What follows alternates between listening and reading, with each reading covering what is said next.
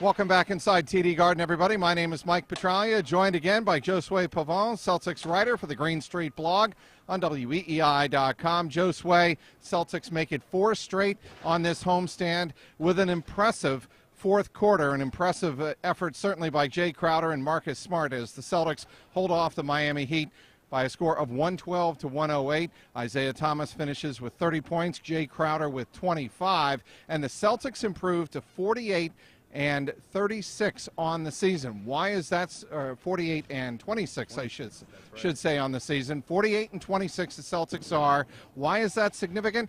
Because they pull into a virtual tie with the Cleveland Cavaliers atop the Eastern Conference. Celtics are still percentage points behind the Cavaliers, who are 47 and 25. So the Cavaliers have 2 games in hand. They'll play in San Antonio on Monday night. But I think for the psyche of this team to pull into a first-place tie with the Cavaliers in the Eastern Conference this late in the season, that's a big deal. Huge deal. Especially because they just face the toughest teams that they're going to face throughout this homestand. So I think that's really important. And I also think that it's definitely on their minds. No matter what they say, Don't believe them. I mean, Isaiah Thomas just told us that it's not on his mind. And I wanted to say, Isaiah, last week you told me that you pay attention to the standings. So you're sort of contradicting yourself. I said, you know what? Good job by you, Joseph. Yeah, you know what? A win's a win. I'm not trying to get into a fight with Isaiah Thomas. I figured I'd just let that one slide. But at the end of the day, I think they're certainly looking at the standings, and I think it's important to them. I think it's a motivation factor, something that's going to be in their minds, and if they can hold on to it, or I should say if they can grab it first and then hold on to it, I think that'll be a huge confidence builder for them going into the playoffs.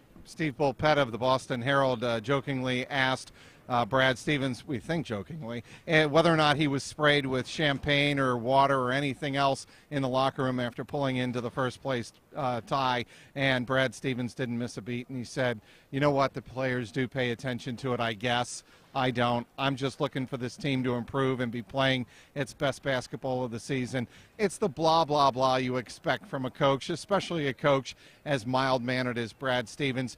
But clearly, I think, even to Brad Stevens and his staff, there's something to shoot for now at the end of the season. We're not saying that the Celtics are necessarily a better team in the playoffs than the Cleveland Cavaliers, who certainly are banged up. But if you get home court advantage throughout the Eastern Conference playoffs, that could make a difference. Yeah, we've seen how they play here, and we've seen how this starting 5 is certainly gelling like they haven't all season long. Name a guy who didn't play a part in this win, you know? I mean, I feel like all 5 guys are involved, especially Amir Johnson. This is probably his best game of the season. 25 points for Jae Crowder. That's a season high. I loved his shooting touch. I loved the shot that he was picking. He wasn't just electing to knock down threes, which is sometimes a knock on his game. So I feel like a lot of these guys, especially in the front court, are just finding their rhythm, finding their groove. This is a starting 5 that hasn't played no more than what, or I should say less than 40 games together. So less than half of the season they've been playing together. So I just think when you have this type of rhythm and you don't have to worry about resting guys like other teams do, whether we're talking about Golden State or whether we're talking about the Cleveland Cavaliers, this is the situation you want to be in. And I think the Celtics can certainly finish strong, not only win 50 games this season, but go into the playoffs with a #1 seed. That's huge, Mike. Definitely. All right. Now, Avery Bradley missed Friday's game against Phoenix, and he actually spent Friday night in the hospital with a stomach bug. He had to get treatment.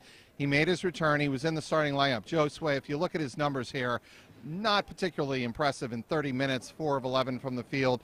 He only had 6 points. It was a +8. But to the rescue in this game, as always seems to be the case, Marcus Smart down the stretch.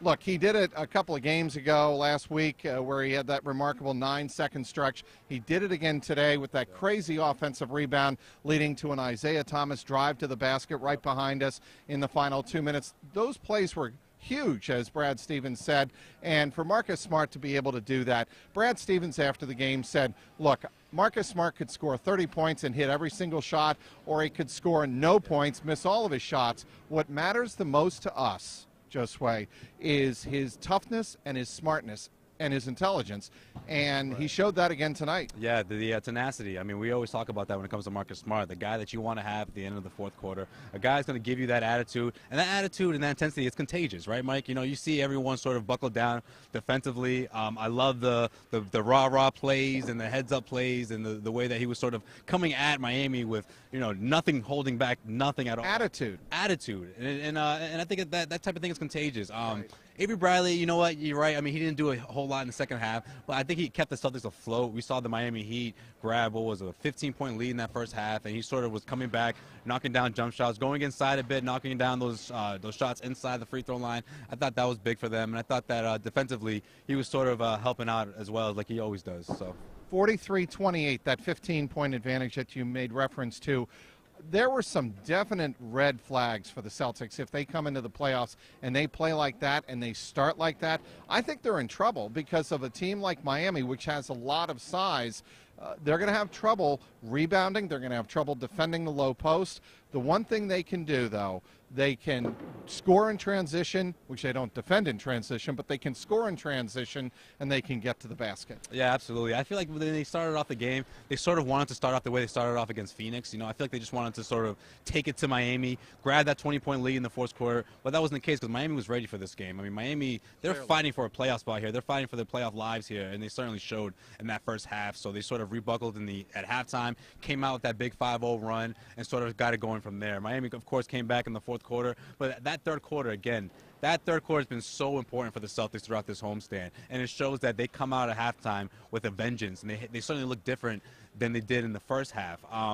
To piggyback on your point here, it's going to be important for them to start off games better than they did tonight, obviously. Don't jack up shots. Let yourself find the offense instead of forcing it. But again, I think a lot of that had to do with how they started off against Phoenix, and they sort of want to do the same thing against Miami. This is a much better team than the Phoenix Suns, but you have to play smart. You can't overthink and think you can just come in and face a team like Miami Heat and sort of jump out to a huge lead, because that wasn't the case. So. Obviously, the Celtics are going to be tested again on this homestand. They have 2 more games against Giannis, and I'm not even going to try the last name right now. Antetokounmpo. It's that extra T I get there. Antetokounmpo. There you go. Thank you very much, Josue. They got the G-Man coming in with the Milwaukee Bucks on Wednesday, and then they have the Orlando Magic on Friday. They split those 2 games. That's a 5-1 homestand, and I think the Celtics certainly have a legitimate shot of finishing number 1 in the East. I said the other night, if you recall, after that game on Wednesday night, if they go 10-1 in their final 11 games, or 9-2, something like that, they have a chance to finish first. If one of those 9 wins is against the Cleveland Cavaliers, I think they're going to do it. Yeah, I think so. I mean, I laughed at you when you said that. I was thinking, come on, Trags, maybe, I don't know, 7-3 or something like that. But, hey, if they keep on riding this momentum. And they beat Cleveland here. And they have to beat Cleveland here next Wednesday, the biggest game left of the regular season. I say the number 1 seed is theirs for the taking. All right, that'll be a wrap from here inside TD Garden on Sunday night. The Celtics with a 112-108 win. They are now 48-26 on the season. They have 8 games remaining, and 5 of those 8 are right here at TD Garden, so the Celtics certainly can make hay for the rest of the season. The Cleveland Cavaliers play in San Antonio on Monday night, and that'll be one of their 10 remaining games. Celtics have the day off on Monday and rest and recuperate, as Brad Stevens said. So certainly what I would figure a lot of the Celtics are going to be doing is they'll be getting in front of their televisions on Monday night and taking a good close look at that Cleveland-San Antonio game, as many NBA fans will as well. But the Celtics have a good night here. They finish off strong with the victory. They're 48-26 in a virtual tie, just percentage points behind Cleveland in the Eastern Conference. For full coverage, be sure to follow Josue Pavon and myself on the Green Street blog. Josue has a great recap of tonight's game. We'll have coverage throughout the week on the Green Street blog on WEEI.com. Inside TD Garden, he is Josue Pavon. I'm Mike Petraglia, WEEI.com.